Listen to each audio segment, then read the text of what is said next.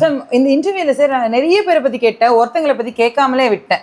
So அதை நான் கேட்க போறேன். நீங்க சொன்னீங்க அந்த ஒரு கவர்மெண்ட் ஒரு ப்ராஜெக்ட்ல அந்த செம்மொழியான தமிழ் மொழி அந்த ப்ராஜெக்ட்ல சின்ன பொண்ணு அக்கா தான் வந்து உங்களுக்கு கூப்பிட்டுட்டு வந்து விட்டாங்க அப்படின்ட்டு. ஸோ இப்போ நீங்க அவங்க கூட சேர்ந்து பாடி இருக்கீங்கல்ல சார்?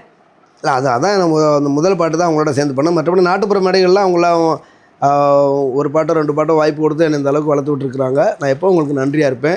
இப்போ அவங்க தனியாக பேண்ட் வச்சு நடத்திட்டு இருக்காங்க, நான் தனியாக என்னோட பேண்ட் வச்சு பண்ணிட்டு இப்போ கூட ஒரு பாட்டு அவங்களோட தான் பாடியிருக்கிறேன். ராஜா சாருடைய அவருக்காக கவர்மெண்ட்டில் வந்து பாராட்டு விழா பண்ணாங்க, தமிழ் கவர்மெண்ட்டு இந்த சிம்பனி இது பண்ணதுக்கு.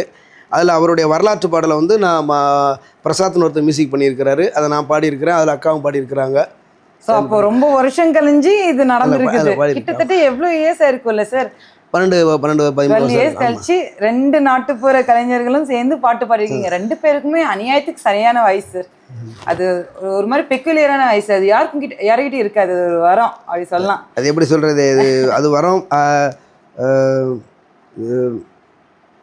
அது ரொம்ப கஷ்டம். அது வந்து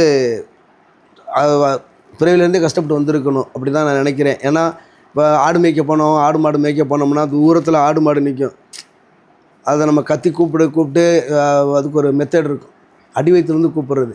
அதே மாதிரி நான் போன அந்த கரகாட்ட கலையில் பார்த்தீங்கன்னா மைக்கு இருக்கும், மைக்கு இல்லாமல் இருக்கும். சில ஊரில் அப்படியே ஜென்ரேட்டு பக்கத்தில் ஓடிக்கிட்டே இருக்கும், 1000-2000 பேர் கத்திக்கிட்டு இருப்பாங்க. அதெல்லாம் மீறி கத்தணும். நிறையா ஊர்களுக்கு போகிறதுனால தண்ணி வேறுபடும். நல்ல தண்ணி இருக்கும், சில ஊரில் உப்பு தண்ணி இருக்கும். இந்த மாதிரி தண்ணிகளை குடிச்சு தொண்டை கட்டி போயிருக்கும். இப்போ தொண்டை நல்லா இருக்கும் போதும் பாடுறது, தொண்டை கட்டி போயிருக்கும்போது பாடுறது, இப்படி அனுபவப்பட்டது தான். சரிங்களா? இப்போ எனக்கு என்னோடய ஹிட்டு பாட்டு நிறையா பாட்டு தொண்டை கட்டி போய் பாடினது தான். அதனால் இப்போ தொண்டை கட்டி இருந்தாலும் நான் ரெக்கார்டிங் போய் அசால்ட்டாக அடிச்சுட்டு வருவேன்.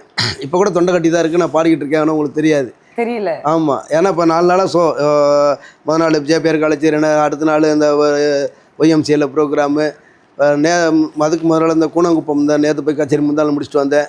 நேற்று சன் டிவியில் போய் நைட்டு ஃபுல்லாக இன்றைக்கி இப்படி ரெக்கார்டிங் போகிறேன். ஆனால் அது வந்து தொண்டை கட்டி இருந்தாலும் அந்த கடவுளுக்கு தான் அந்த நன்றி சொல்லணும். அப்படியே நான் கற்றுக்கிட்ட விதம் வந்து கொஞ்சம் சப்போர்ட்டாக இருக்குது இப்போ.